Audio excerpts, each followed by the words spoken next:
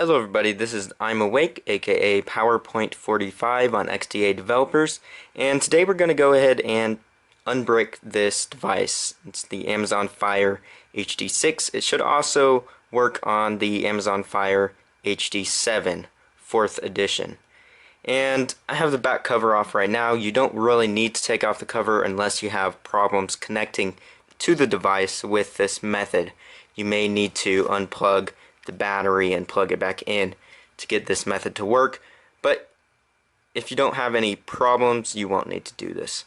So we have figured out what causes these bricks. Now if you upgrade to version 5.2.2, I guess version 2 or U2, then after that downgrade to 5.2.0, then it will cause this brick. It has something to do with the fuses being set, and whenever it's downgraded it detects that version and it just decides not to boot. So for example, right now if I hold down the power button, it's doing absolutely nothing. But thanks to the community on XDA Developers, there has been a way figured out so that we can unbrick this device. And this method uses the preloader, where it's going to write directly to specific addresses in order to unbrick the device. It's going to reflash the images that are needed to fix this device. So originally this was a pretty tedious process. It was pretty in-depth and everything, and there's nothing wrong with that, but some people were just having trouble getting this done and working and everything. And so what I've done is put together a Linux ISO, and this guy's actually put a link to it on his thread, which goes directly to another post, which I'm actually going to, after this video, create a separate thread for this procedure along with this video.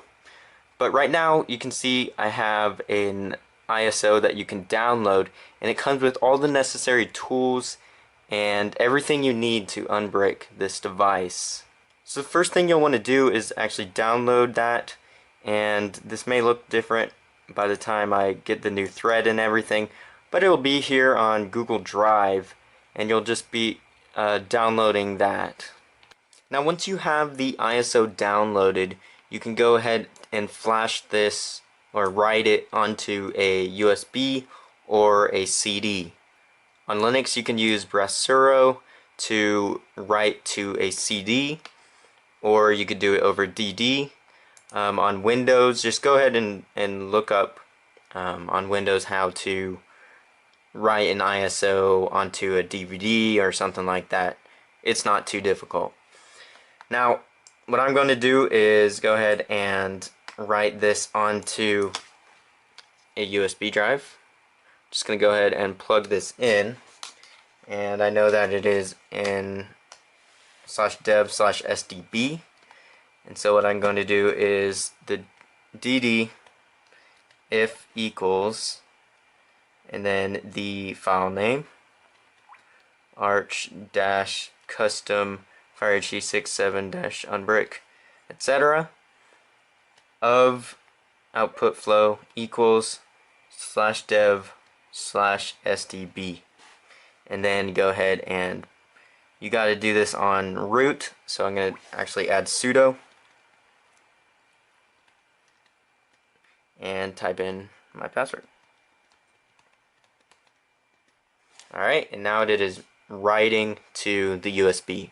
This can take a little bit of time, probably just a couple minutes, and after this you just type in sync to make sure everything's on the USB, and then you'll be good to go and boot into this flash drive. Now just type in sync, and everything should be good now. So I'm just going to go ahead and reboot into the operating system, and we'll go ahead and download those zip files later. Now once you're booting up, press the escape button or F9, or maybe it's something else, or maybe it will automatically boot in to the device. But if you press escape or F9 or whatever it is on your computer, you should be able to select, and I'm selecting here the USB drive. And here is the custom Linux operating system boot screen. And so I'm just going to press Archbang Linux with OpenBox. Now once it's booted up, the first thing you want to do is type in root at the login screen. And that's going to go ahead and take you into the desktop. Now here's the desktop, and it's just minimalistic. There's nothing really here until you right click and you have some options. So let me just go ahead and go into the file manager real quick and show you the files that we have, the main files that you need. So I already have the drivers installed, or by default this operating system has the drivers installed for the Fire HD6. Everything you need. It has ADB, it has fastboot, and everything else. And here is all the files that are going to be used to unbrick the device. I included in here an HTML file that just loads up the original thread that was showing you how to unbrick it. But we really don't need to follow these instructions, but if you want to look over it, you can. Other thing to note is that the Wi-Fi unfortunately isn't working on this distribution for some reason. Whenever I repackaged the ISO, somehow the wireless network stuff got messed up. So what I've added to the tools here is most of these SH files, the reader special option A, B, and C, the unbrick option A, B, and C, as well as determineOptions.sh. So let's go ahead and go into the terminal. You can right click and say open in terminal, or you can CD into this folder. Alright, so here we have the terminal, and what you want to do right now is plug in the Fire device, or right before it, type in /handshake.py Python and press enter, and it will say waiting for preloader. I've got my device here and I'm going to go ahead and plug it in, and you got to make sure it is completely off. Okay, so sometimes this happens. You'll need to just do it a second time and type in clear, and we'll just do it a second time. So it says waiting for preloader. Sometimes it helps to push down on the volume buttons or press the power button, and here we go. We've got the handshake complete. Now if you have trouble with this, you may need to unplug the battery and plug it back in and do the same things with these buttons, pushing on the buttons and things. But in this case we didn't have to, which is good. Most cases you don't have to, but if it's severely broken, some issues happen. Now the next thing you want to do is type in /reader.sh,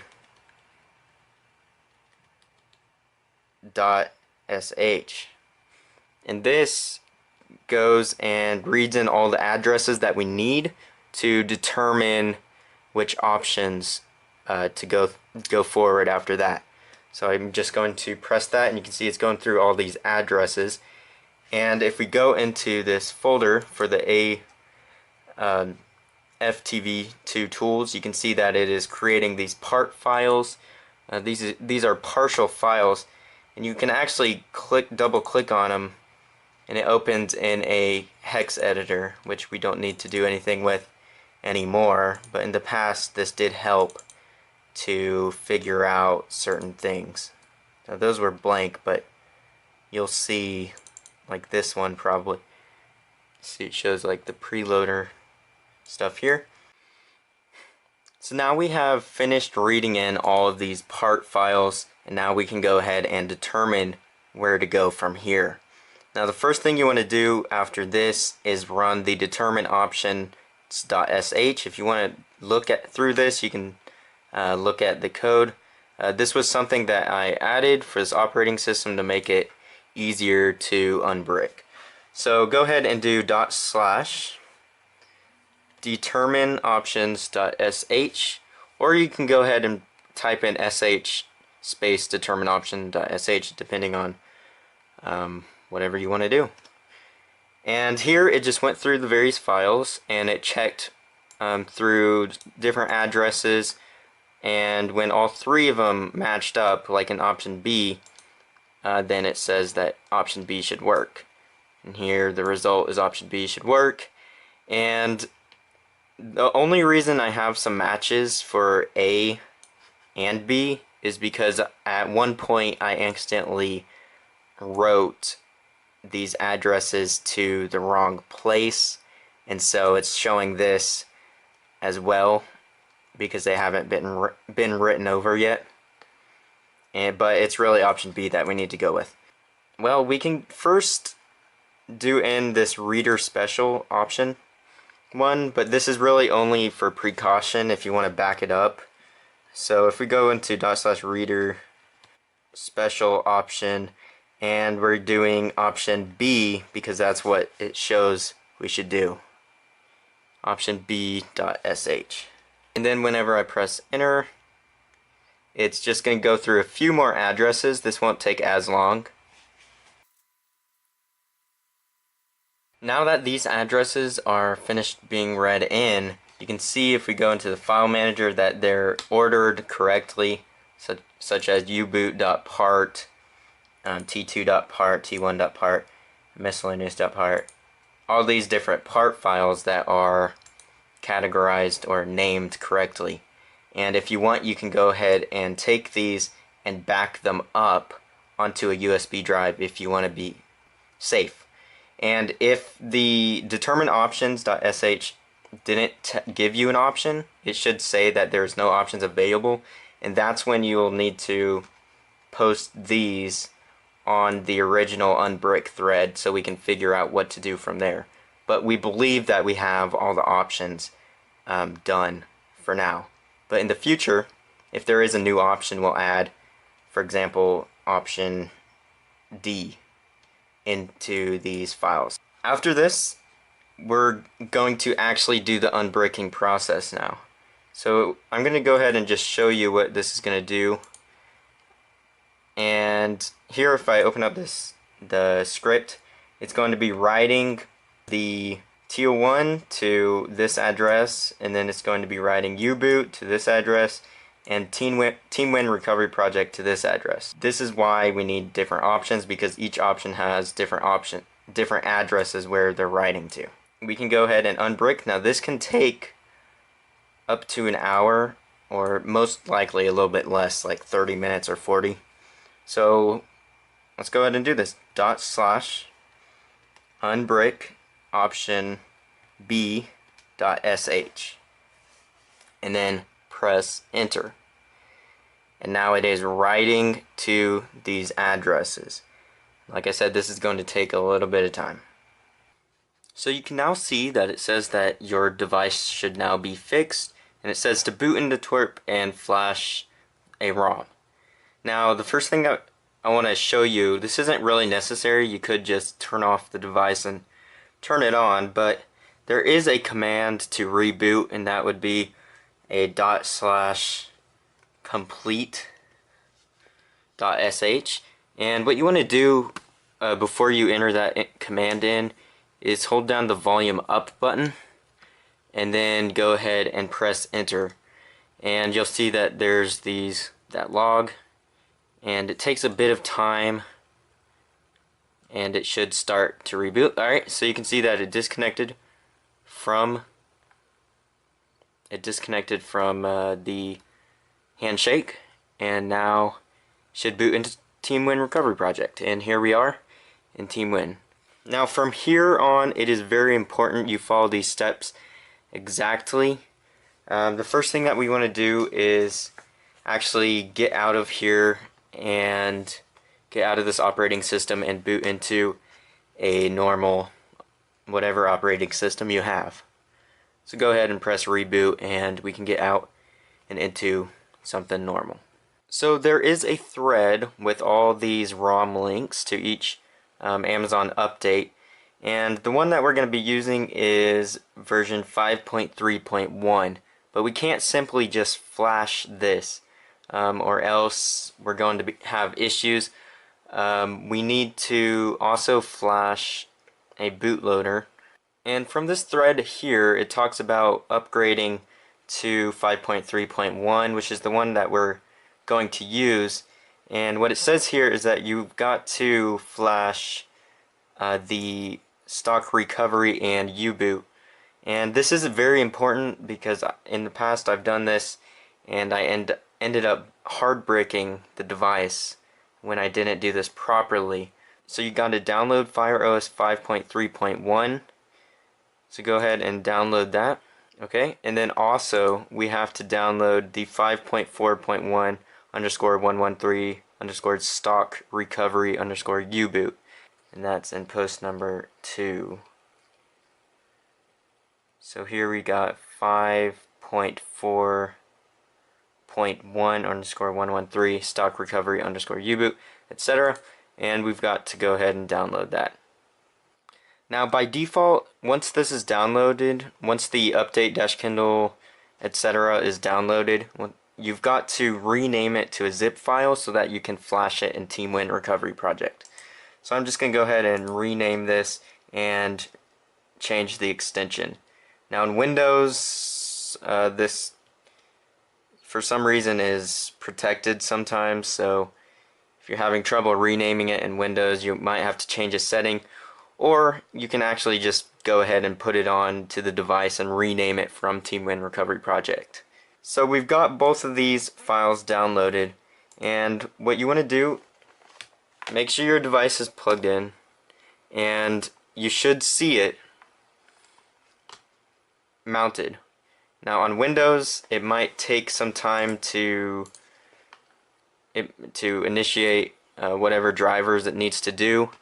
It should work pretty standard. I believe it's MTP type of transfer. So just go ahead and click on that, go into the internal storage, and now I already have some files on here from before, but I don't think any of these are ones of these. Okay, so there is one file that I have the same. I'm just going to go ahead and replace that, and it might take a little bit of time for the ROM to copy. So it looks like the ROM has finished copying over to the device, so I'm going to go ahead and unmount this, just make sure, and we're going to go ahead and go into TeamWin Recovery Project again. Now if you weren't able to rename the bin file since you were in Windows or something, you can go into Advanced and then File Manager and then find the file for the ROM, and you can press rename file, and right here there's a whole keyboard, and you can just change the extension from bin to zip. I already have it as zip, so we don't have to do that. Now go ahead and wipe the Dalvik cache and cache, and then just do a normal factory reset. Now go ahead and install the actual ROM, the update-kindle. Now press back and go ahead and install the stock recovery and U-boot. And you got to make sure that you do this, or else you're going to end up with a bricked device. And now you can just go ahead and reboot. And it's asking if I want to flash SuperSU. In the past I've had trouble with this, so I'm going to say no.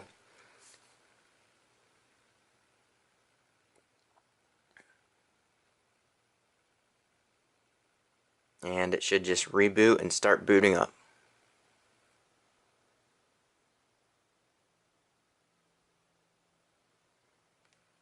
Now booting can take up to 15 minutes, so yeah, it takes a little bit of time.